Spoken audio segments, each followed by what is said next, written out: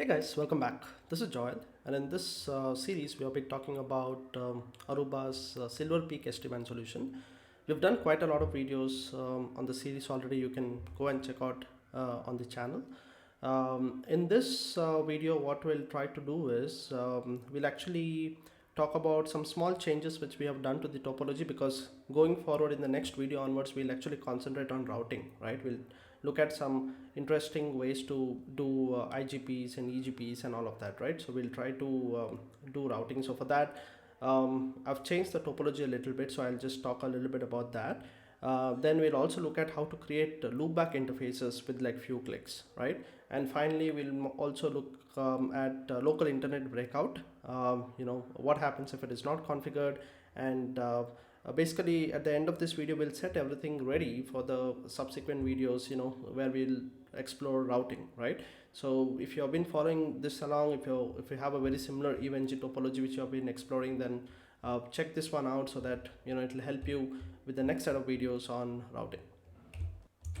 Alright, so let's move on to my screen here. So that's the topology, right? So just to talk about the changes here, what we have is predominantly okay, let me grab my pen one second.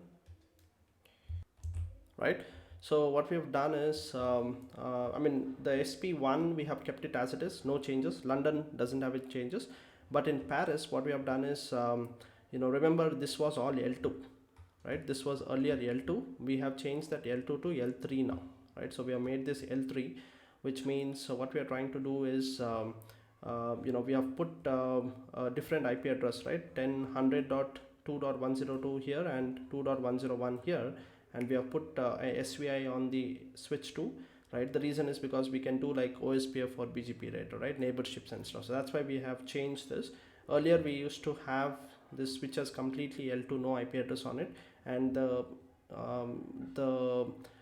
edge connect appliances were acting like L3 gateways, correct? Now we have changed that a little bit. So what happens is we still have this LAN, right? So this LAN is present, which is 10.99.20.0, but the default gateway for that LAN will reside here. So it is going to be something like 10.99.20. Maybe 100, right? So the default gateway will reside here, where at the same time there is one more SVI which is configured right over here, and the SP3 and SP2 has these IP addresses, so that we have one more segment over here for OSPF neighborship and all IGP neighborship, right? Similar change has been done here as well.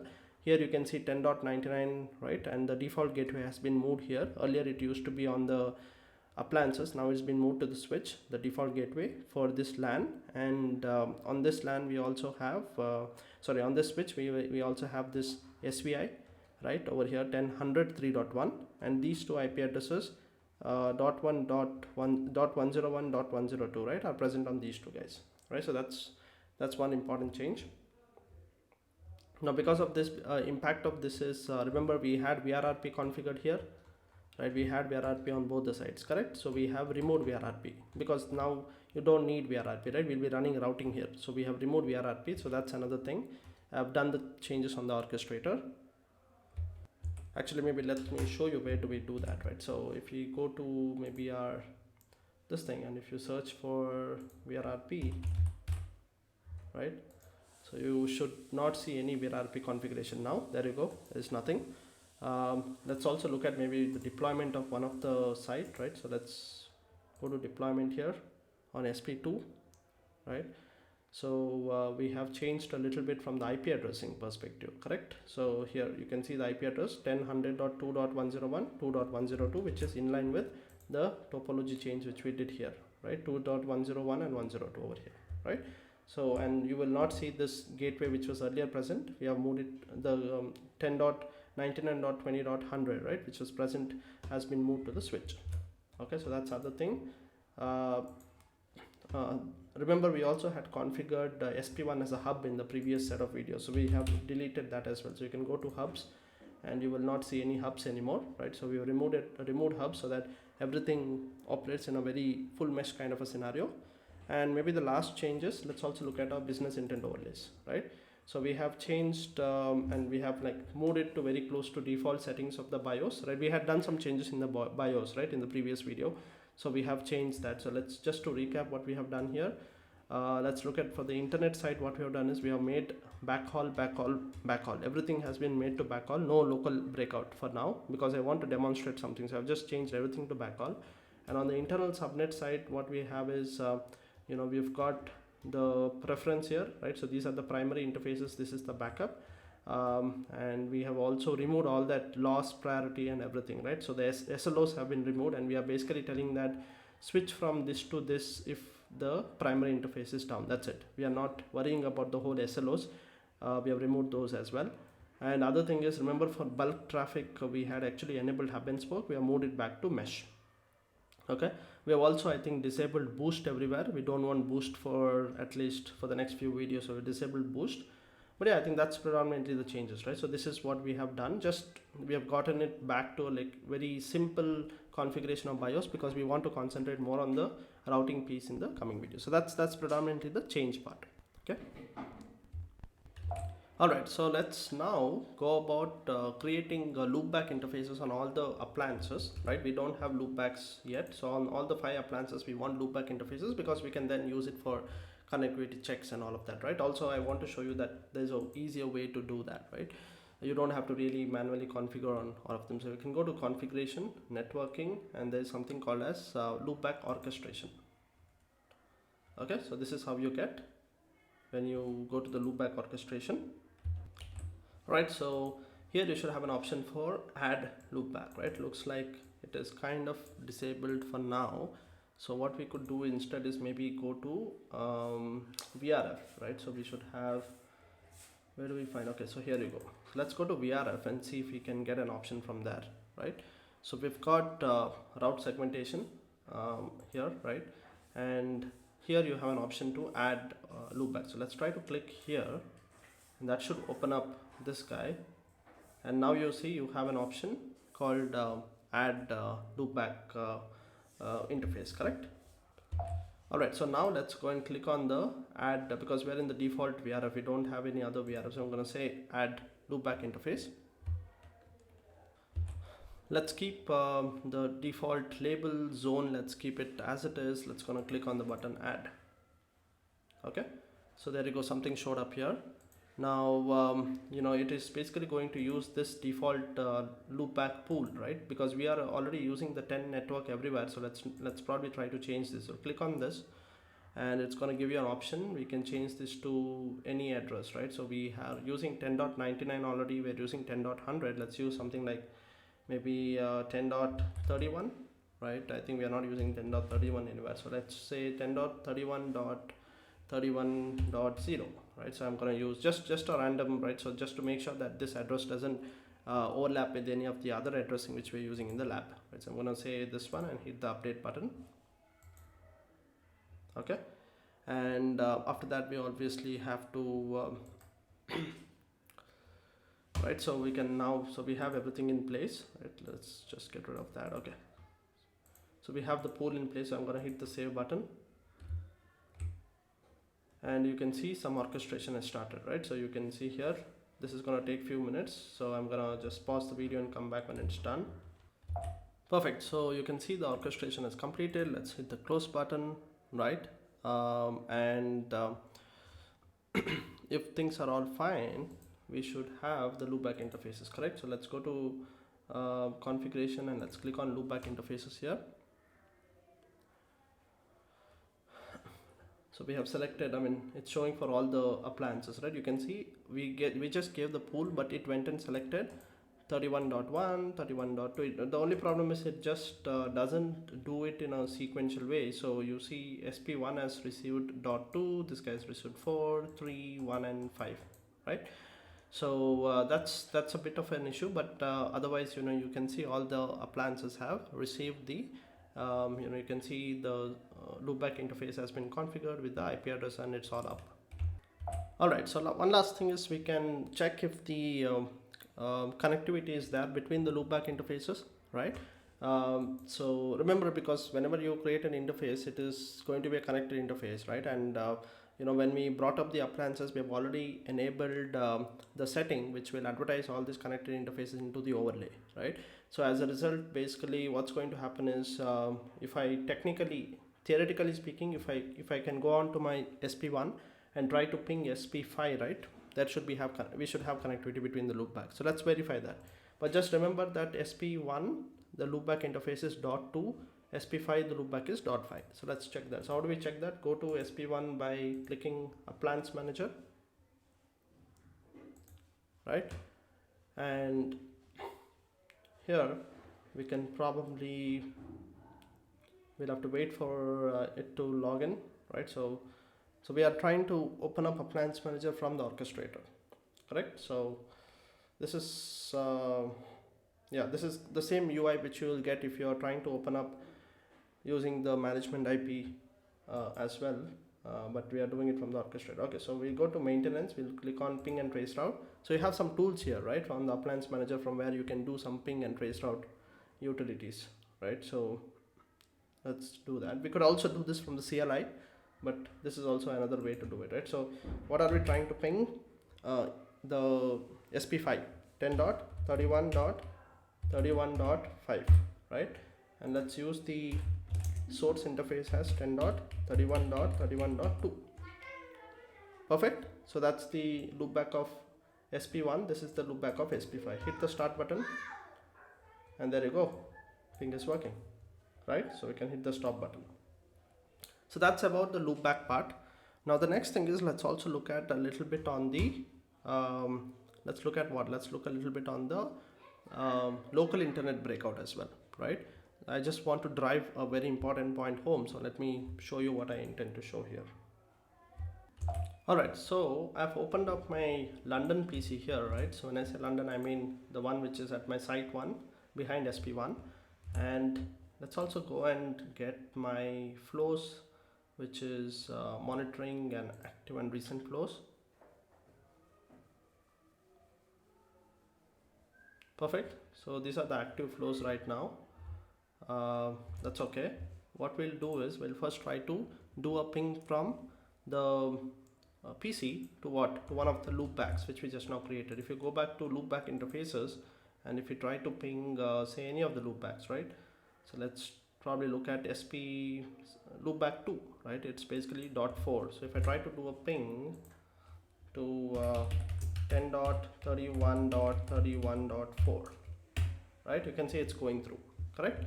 So maybe let's do a little lengthier ping so that I can look at the active flows. I'm sending 1000 pings, right? Let's come back to flows, and here if I try to look at the active flows, right? So let's say active flows. Okay, let's just keep let's remove the end, let's keep only active, and let's hit the apply button. So there you go, this is the active flows, and you can see from SP1 and SP2, because it's bi-directional flow, right? 1 to 2 and 2 to 1. So if you look at one of these guys, it clearly shows that everything is working fine. That is, we are using the default overlay for this, right? Basically the traffic is going over the IPsec tunnels. Why? Because the loopback of the second appliance is reachable over the IPsec tunnels, right? So you can see all that information here. You can see the routing as well. It's using this. Pretty straightforward, right? Nothing, this is what we expected. So it's all working fine. Now let's try to do something similar, but this time instead of pinging the loopback, let's try to ping our internet host, right? We have 11.1.111. Let's send the same 1000 pings, and you'll see the ping is really not working, right? You can see timed out. So let's try to refresh this again. And this time when you refresh it, ideally it should show that it should not, okay, there you go, right? It's not working. So you see the red line over here. The red line basically means, you can see on the right hand side, it's just dropping the traffic, right? We need to investigate why this is happening. So if you look at this one, policy drop, right? And you can see drop action hit in preferred policy order. So because of that, it is not able to reach what? It's not able to reach the internet host, right? Now what does that actually mean? Right, so what we'll do first is, let's come here and look at there's something called routes, right? So let's look at the routes. Maybe in fact let's filter it down to only SP1. So SP1, we have opened up the routes, and there you go, right? If I just try to search here 11.1.1.11, you see you don't get any route, which means the device or SP1 doesn't really have a route for the host which you're trying to reach, correct? which basically kind of confirms that it might be an internet based route, right? So it will try to use the default it will try to that's one way to kind of look at it, right? The other one is probably we can also look at the bio, and we can look at we can probably click on one of these guys. I basically want to show you the internal subnets, right? So I can click on the pencil icon here, and you can see these are the internal subnets. So if it is our 11.1 network is not part of this subnet, right? So it's clearly using the breakout section, right? Now because we are doing ping, right, ideally out of these 4 overlays it should match the default overlay, so something here, right? So this section, but in this section when you look at it, what do you understand? Let's look here. So it's see the preferred policy order. This was the log this was actually mentioned in that drop action, right, in the log.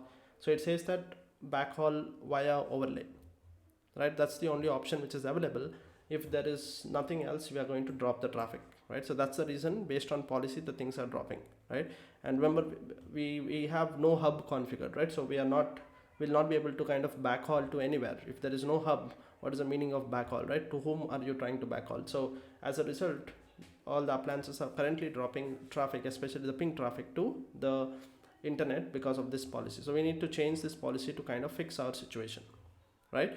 So all we have to do is we can do this for almost all the overlays, right? So for this one, what we'll do is we'll just simply add breakout as a second option, right? Second option. First one will be backhaul, but this breakout will be the second option. Once you select breakout, you need minimum of 1 interface to be selected here. That's it, right? You can technically remove all of this, not needed, right? So that's one part. Similarly, we can go and do the similar changes on the other ones, but for the other overlays, what I'll do is I will keep breakout as first preferred policy, right? So I will prefer breakout first, right? And then we will let's remove all of this, right? So we'll first breakout and then do backhaul, right? I mean, technically backhaul will not work because I don't have any ups right now, but we'll still keep it as an option, right? Because in future, if we configure some hubs, it can use it, right? So we'll break out first here. Let's use internet and maybe get rid of all of this. I don't really need all of this for now. I'm gonna hit the save, and the last one is gonna be for this guy as well. Let's backhaul first. Sorry, let's breakout first, then backhaul. Select inet here. Get rid of all of these guys, right? Hit the save. Perfect. So we breakout, backhaul, breakout, backhaul, and the last one is backhaul breakout, right? So with that changes in mind, let's hit the save button, save, right? So as you apply this overlays, it will take some time for the changes to be applied. So let's wait and come back. All right, so it looks like our orchestration is finished. So time for the testing, right? So let's close that and get on to our box here again. But looks like you see already the ping is going through because we had sent continuous pings, right? You see on the top, let's scroll this a little bit. So here you see the ping was all timing out, but as soon as we kind of go and put the local breakout policy, you can see it's going through, right? So if I even go and check my flows now here, we should not see that drop action, right? Rather, things should be all fine. So I'm going to, there you go. See, it's no longer giving you the drop action, rather it is using pass through, and it is able to reach. The next thing is, the last thing is, we also want to explore this whole backhaul business, right? Till now we have done locally breakout, but then what we'll do is, what I want to do now is my ping still going through? Okay, that stopped. Okay, so you see this is my Berlin site, right over here. So I want to use my Berlin site as say a data center, right? Think of this as a data center, and we've got SP5 and SP4 here, correct?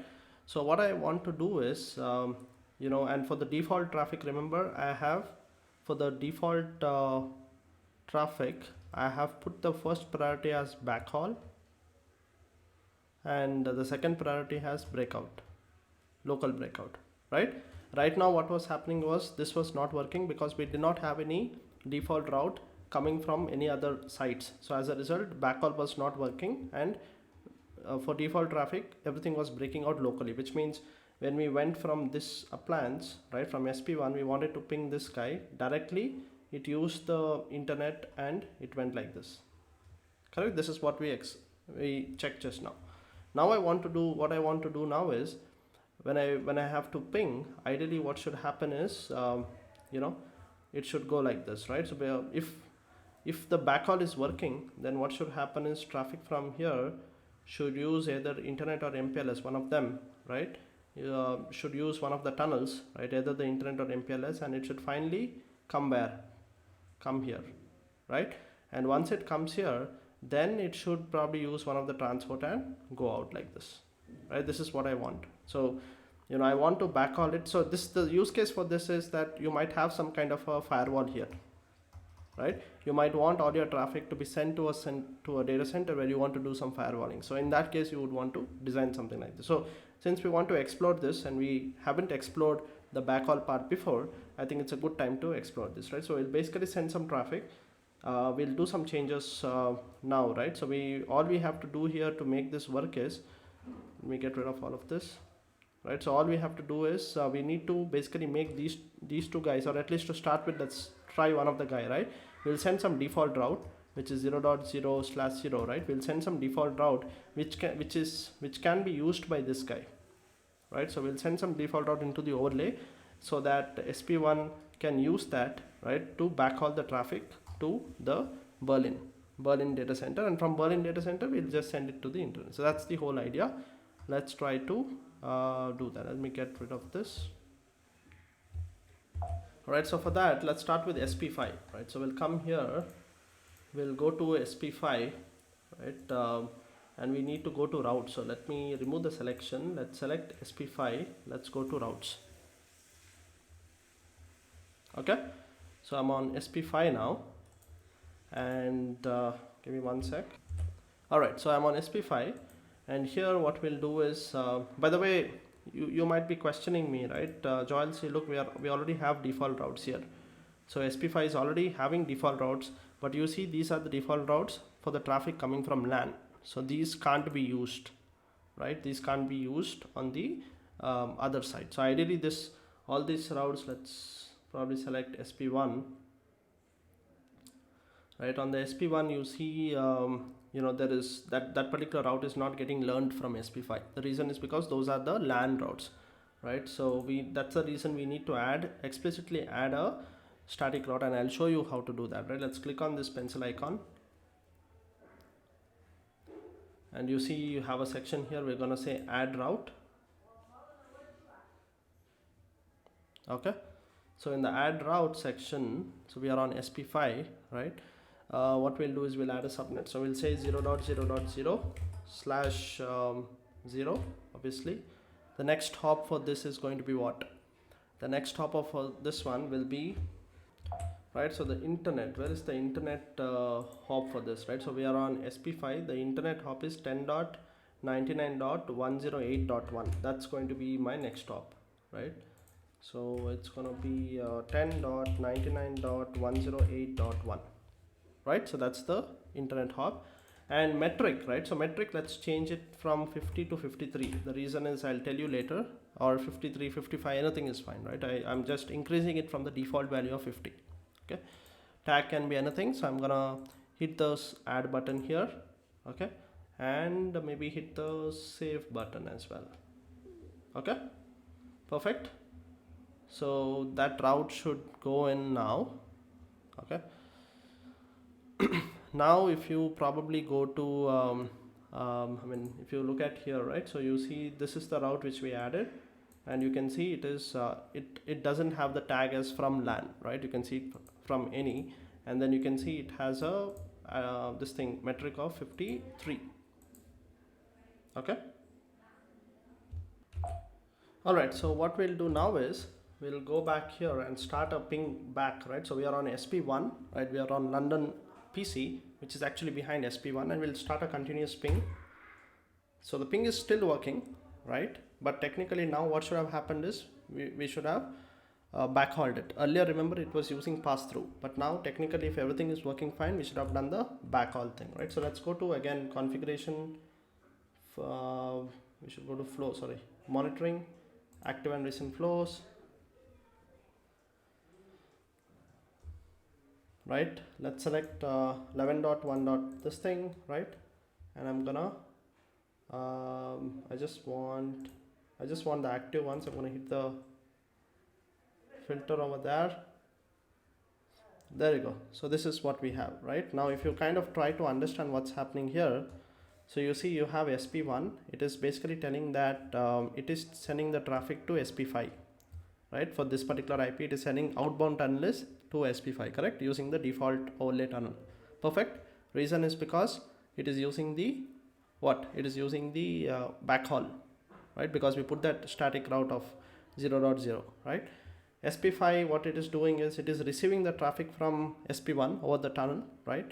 And then what it is also doing is, you see one more flow from SP5, you can see, then it is using its, for the outbound, it is then using its pass through, right, to send it out. So this is what is happening. So you have SP1, you have SP5, right, and then you also have internet, correct?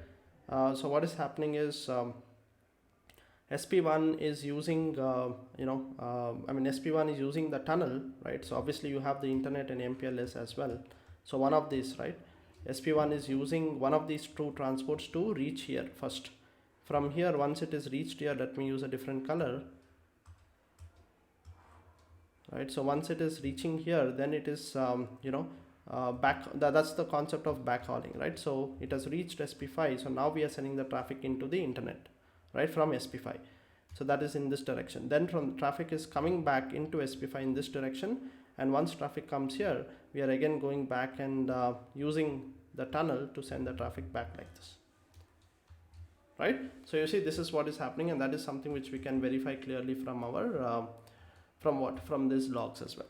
So we were able to successfully kind of do the backhaul. Now what we can also do is, remember I put the static route on SP5. Similar route I can also put on SP4, right? So what I'll do is let's go to SP4, right? We'll go to SP4 here, and we'll go to, sorry, let's get rid of that. Let's remove the flows part, and we'll go to SP4 on the routes table.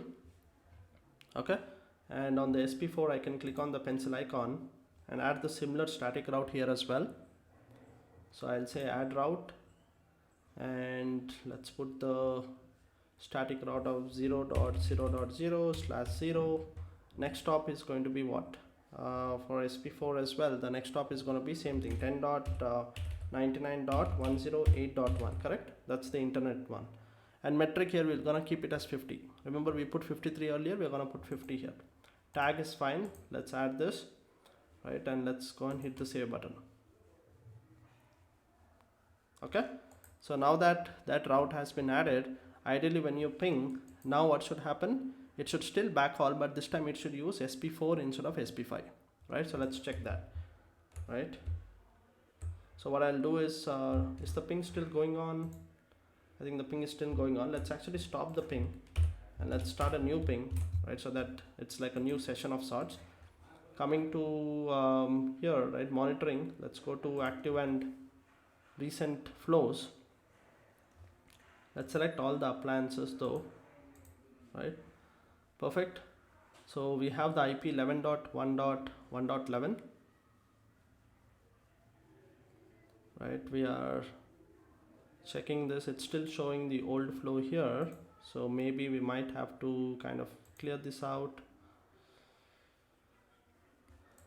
Let's wait for some time, right? It took a few seconds, but you can see now the same ping 11.1 is actually using SP4, right? The reason is because we made SP4's static route a much better route. So if you go to routes, right, over here, and probably select only SP1, you'll see the static route which was introduced as part of let's look at the bottom one, right, last two rows.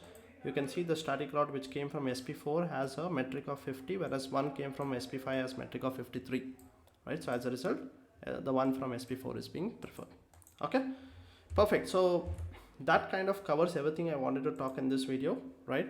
We kind of started a little bit around understanding small changes in the topology which we did, so that we can do a bit of routing and stuff in the next set of videos. We also kind of looked at small changes to the BIOS which we did, right? Then we went about using loopback orchestration to create loopback interfaces, and finally we also looked at how the whole local internet breakout works, how the how the backhaul would work as well, right? So yeah, I think that kind of covers everything which I wanted to talk here. Let's end this one and come back for more Silver Peak related experiments in the coming videos. All right, thanks a lot for watching, guys. Have a good one. Bye.